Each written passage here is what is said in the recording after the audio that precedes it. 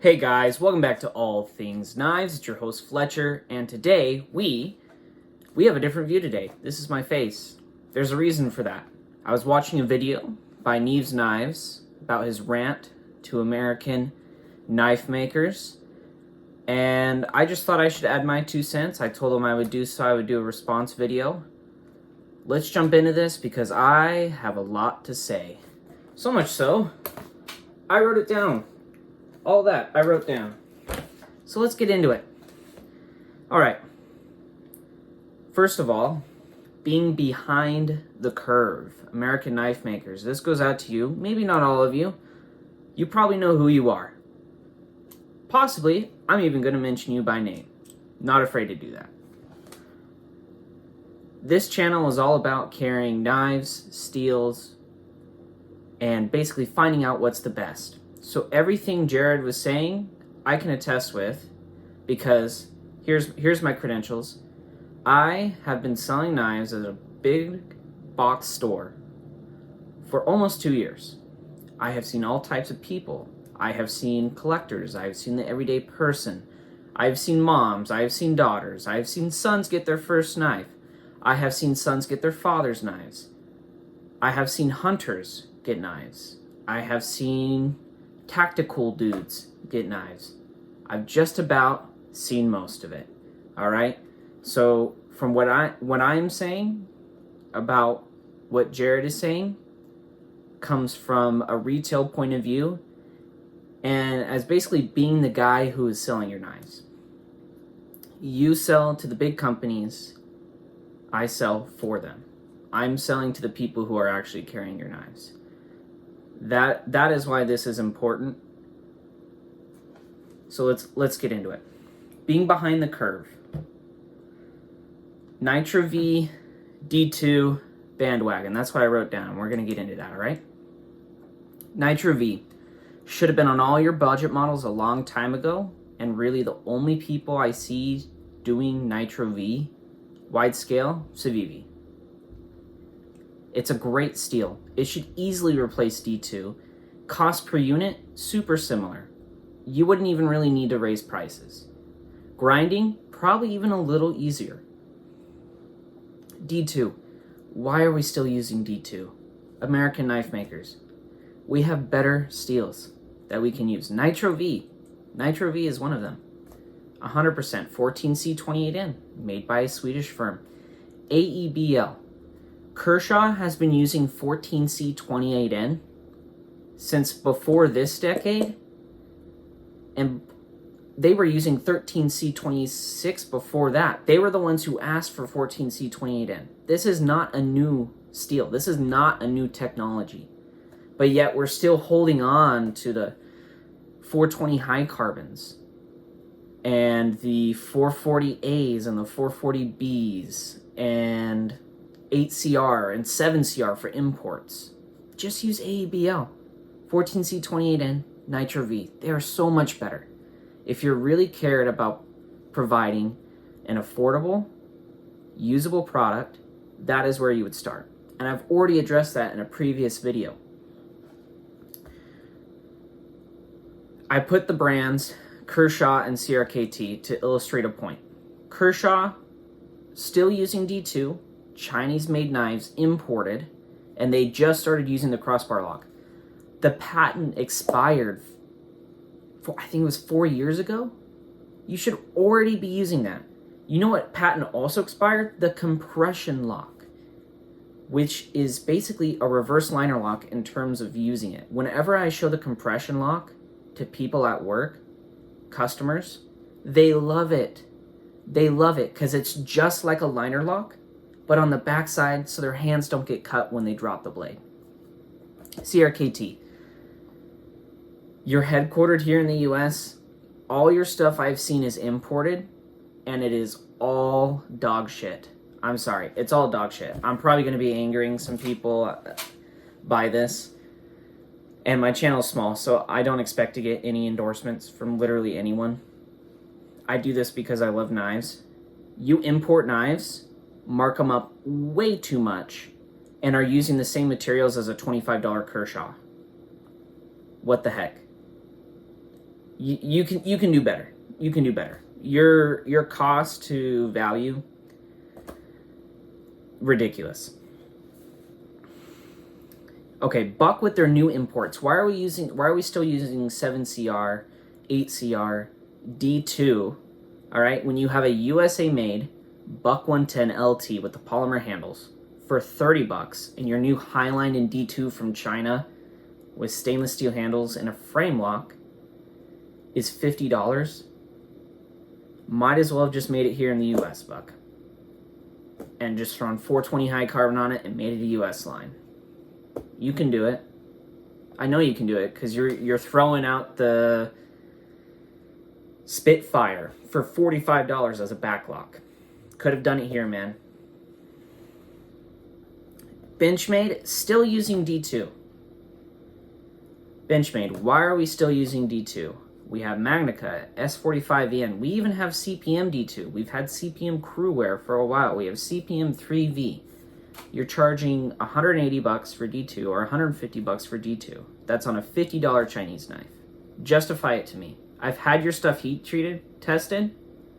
60.5. That's at the low end of what you advertise as your Rockwell scale.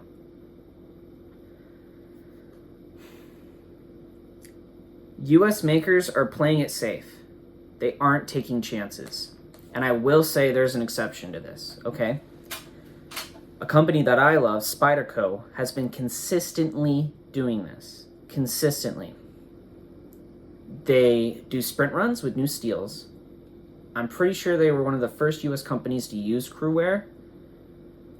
But here's where Spyderco faulted. They didn't throw it onto production models. That's a point I have all the way down here. Why is Crewwear, since the 2012 sprint runs, people have loved it and have yearned for them and have paid ridiculous amounts of money for those sprint runs?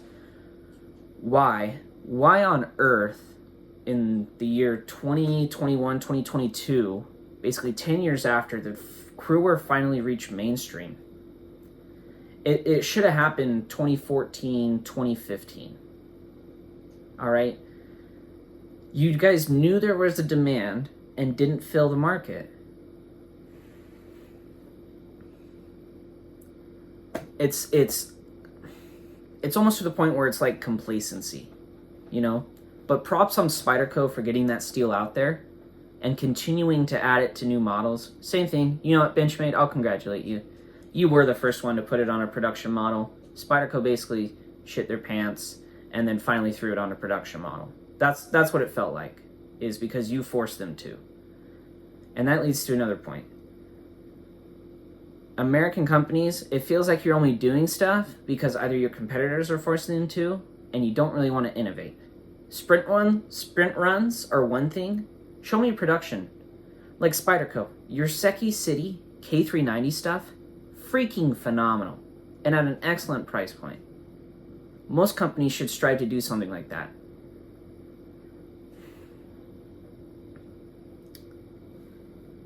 Fit and finish and geometry. Why is it when I'm buying a brand new USA made knife in Crewwear, the Adamas for example, it's 30 to 40 thousandths behind the edge, close to that. You know, maybe a little thinner on the mini, and sometimes the full size can get a little thinner.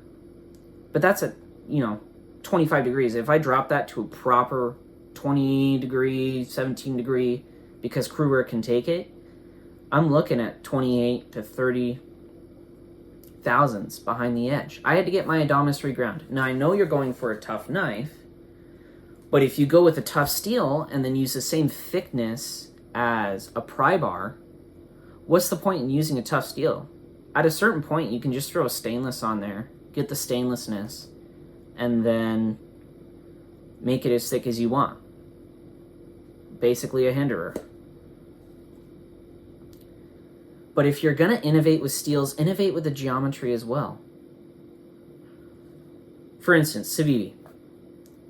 On their 14C28N model of the button lock Elementum, it's like 9 thousandths behind the edge, hollow grind 14C28N, because it can take it. Their Altus in Nitro V, when I measured it, was 12 to 13 thousandths behind the edge when I first got it. And after sharpenings and carrying it on my channel, it got to like 18 thousandths after 5 or 6 edges. Okay? Most of the time when I buy, even my Spydercos that I love, their overall geometry, fantastic. Distal taper, full flat grind, but they're 25 thousandths behind the edge. When you're rocking a tool steel like Crewwear or 4V or M4 that can take the thinner geometries, run it at that. So what if it's wearing your equipment more? Do it right or don't do it at all.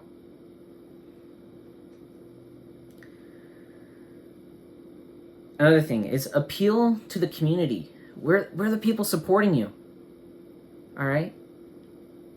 And up until prices got really crazy this year, I was USA made only. I started out as, you know, buying a little bit of this, a little bit of that from wherever. But then when I got to it, the USA made companies were what I really loved. And they still are. But it feels like the community is kind of being ignored or even snuffed at times. Like Jared, he's got a channel of 200,000 followers, and he was saying they're USA-made companies that don't even call him back. I don't know who your marketing department is, but come on. You imagine the amount of sway you could get if you got a guy like Jared on your side. Because you took the time to build rapport and build those relationships. That's the first thing you learn in retail, is build a rapport with the customer, find out what they need, and get them something that fills their needs. Well, the community is your customer, so is the lowest denominator, but they're buying $20 knives. They're not buying the best of what you have to offer, which is what the world's going to look at when they say, oh, look at X company or this company. They're not going to care about the $5 keychain knife you made. They're going to look at the best you made, because that's what people do. People don't talk about the budget Ferrari. They talk about the most expensive one there is that goes 200 miles an hour and costs as much as 10 American families make in a year. That's what people care about.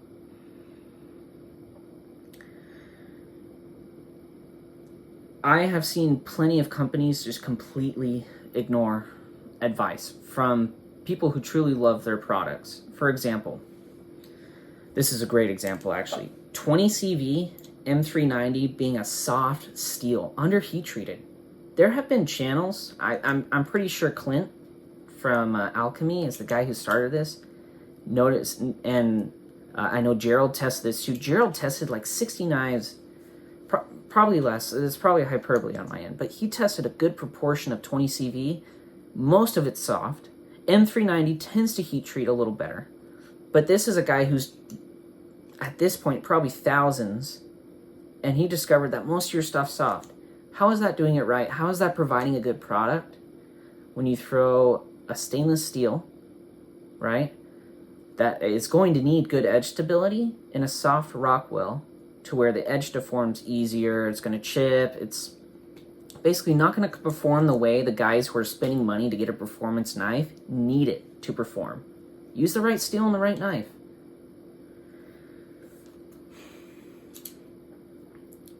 A lot of the budget designs are vanilla, even like the imported stuff.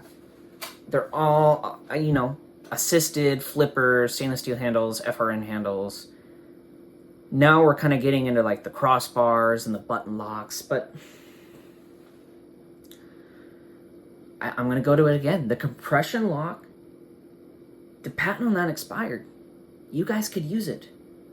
You guys could 100% use it, completely legal in the US, and basically Spyderco wouldn't have a monopoly on it anymore. That is a huge untapped market. And guess what? You could make compression locks for lefties too. Lefties. Something that Spyderco does in only a handful of their models. You could basically, 10% of the market there just got within your reach. 10%.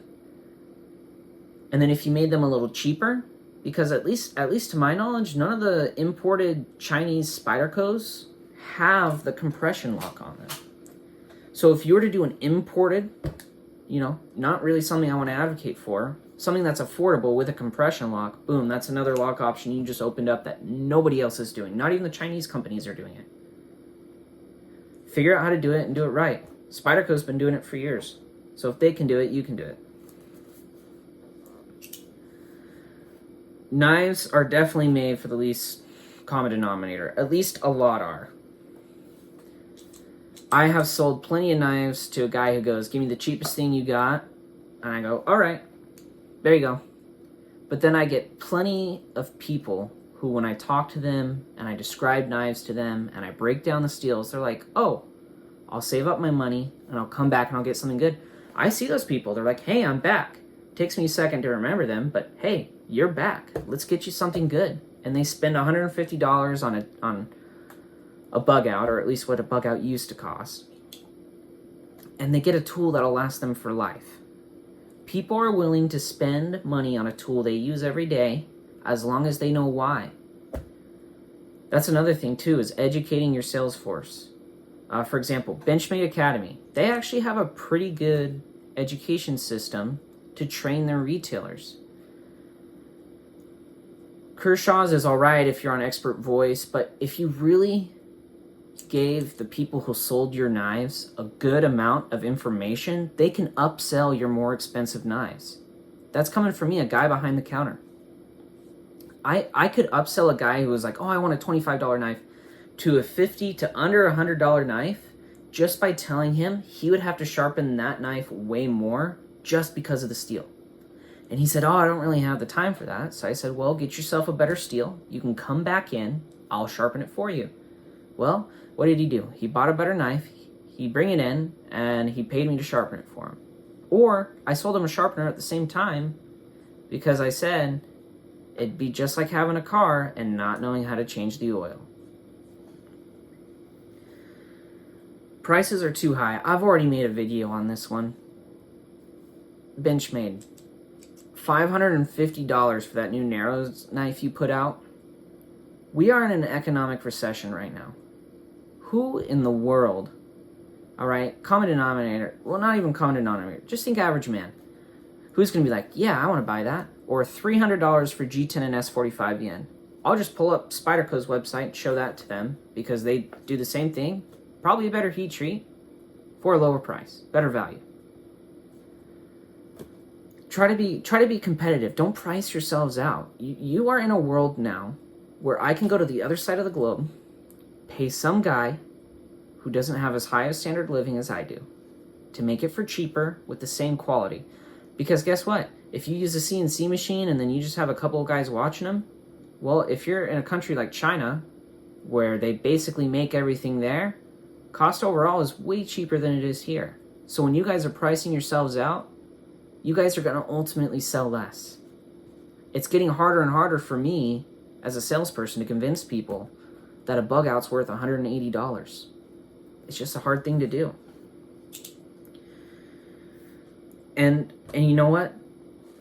I agree with Jared. China is kind of doing it better. They're already running, in terms of their budget realm, okay? I'm not into the whole M390, titanium. That's not what it's poor heat treat anyways.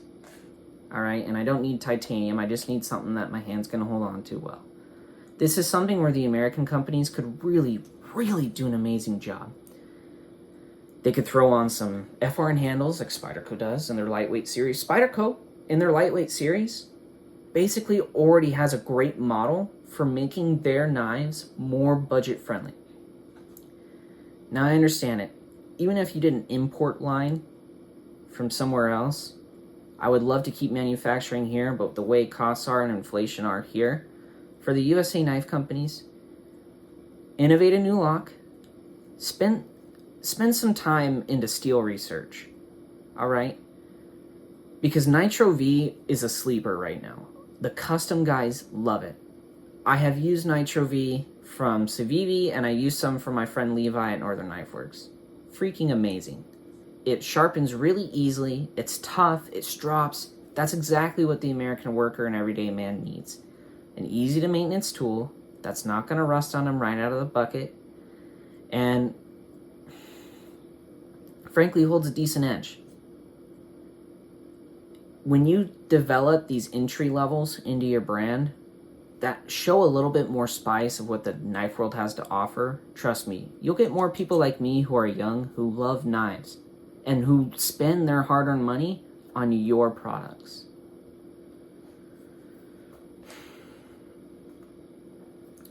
Next of all, start trends. Spyderco with their 15V, holy cow, with their Maximate line, with their K390, with throwing MagnaCut on their Salt line. All of those are trends. All of those were new things that Spyderco did. All right? It's really hard to find US companies that aren't kind of behind the line in terms of their imports. China doesn't really have patent laws. If you guys really wanted to, you could find out what the competition is doing. Because and even in Chinese culture in general, if they see something's being done right, they do it. They don't think, oh, I know how to do it better. They see, hey, that guy's selling way more knives than me. Well, what if I just do what he does? Then I'll make money. You guys should take some of that, but take it in an innovative approach.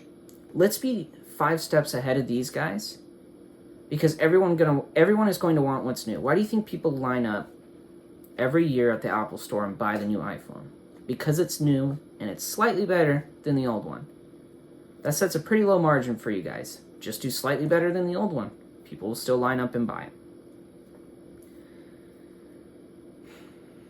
Develop budget steals. This really kind of goes out to knife makers. Partner with the US steel companies. I know a lot of their labs are gone. Heck, you could even partner with Bowler or Sandvik. You already have a relationship with these steel companies as a customer. You are a reliable customer. So if you told them, hey, I want to develop this new budget steel. I don't want it to be too expensive, but I want it to perform like this. What can we do? Kershaw already did that with Sandvik 14C28N. Great budget steel. Innovate, guys. Get new stuff out there.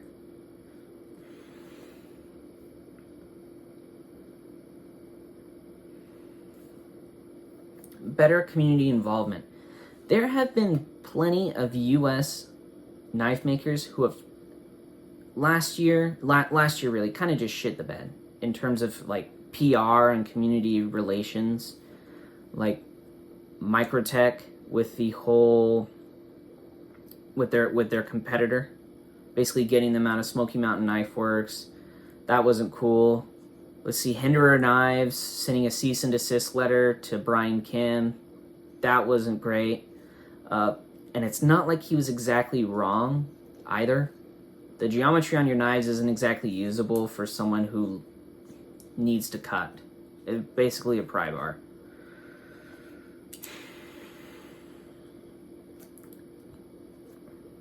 I've already touched on a few of these. More new releases that matter. Yeah, past couple years have been kind of... I think the US company that's probably I've been the most impressed with the past couple years has been Benchmade. Just because they kind of put some new stuff out there, some new designs that I've got to hold in hand that I think are actually pretty cool.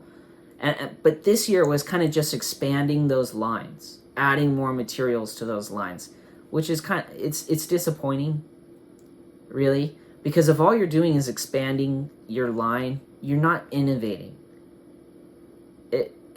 You might be you're listening to your customers and the fact saying, oh, I want one like this or that, but if you're just doing the same scheme over another model, you're not innovating. You're just applying your same business model. You're not changing anything. People kind of already expected it to happen. It's not surprising. You know what was surprising? Crew wear on production knives. Surprising that it didn't happen earlier, but it was fantastic that it basically had finally been done. Like, it should have happened years ago.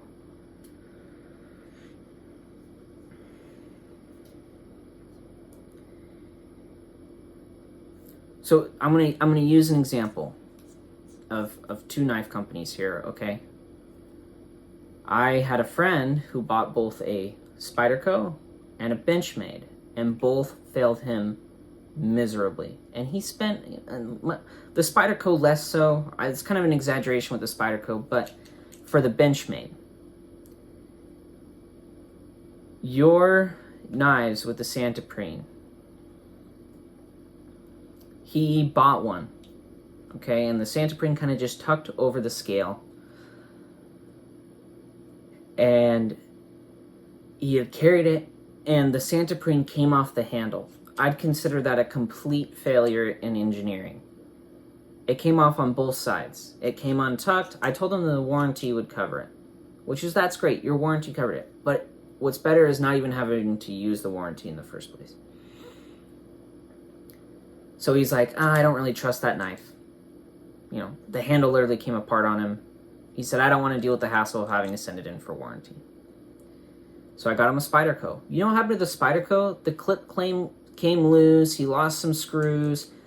The clip wasn't in tolerance with the scale. It was sliding to side. Anyone who uses a pocket knife know that is so freaking annoying in use. Feeling your clip move around. And it's a sign of something happening in the quality control process. That wasn't caught. Another one being customer service. Okay, there are a few companies out there who know how to do it, and they do it well.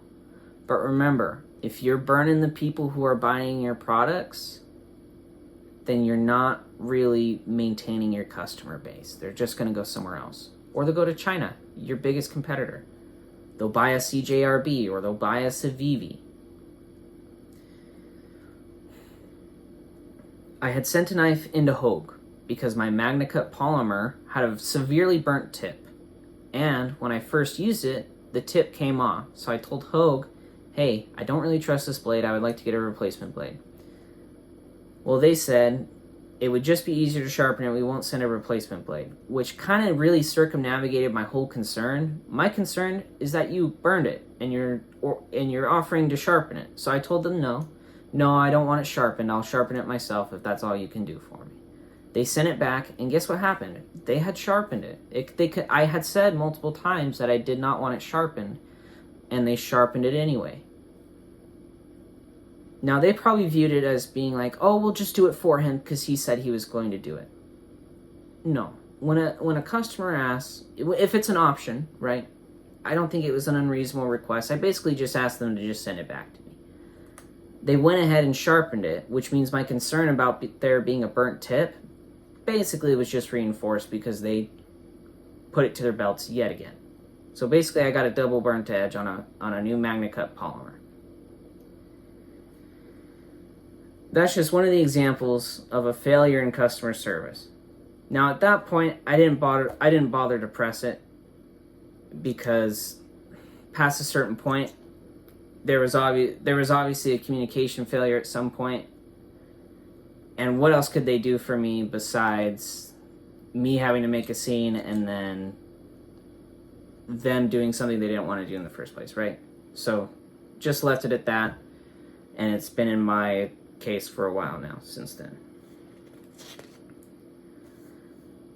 Now take this in mind. This is not said in malice. This is said as someone who buys your products and loves your company. So what this is, it's tough love. I want to continue to support your companies, right? But when you charge a ridiculous amount of money for a product that has poor geometry, uneven grinds, but you still go good old American manufacturing. Yeah, American manufacturing is great until it isn't anymore. So whether or not you're going to carry the torch and continue the legacy of great American manufacturing is entirely up to you guys. It's entirely up to American knife companies to continue that torch and carry the legacy of American greatness. But another thing too, us knife guys watching, it's our responsibility to hold them accountable. Vote with your dollars. Vote with your dollars. So that's why I'm going to continue to buy Spyderco. Because basically out of all the problems I've had with the US companies, I think they innovate the most in terms of steel, which is really what I really care about. And the models they make, I love. And I'm excited to see what they do next. The other knife companies, you're starting to price me out of your range in terms of the value. I don't make a whole lot of money, and I'm obviously not making a lot of money off of YouTube.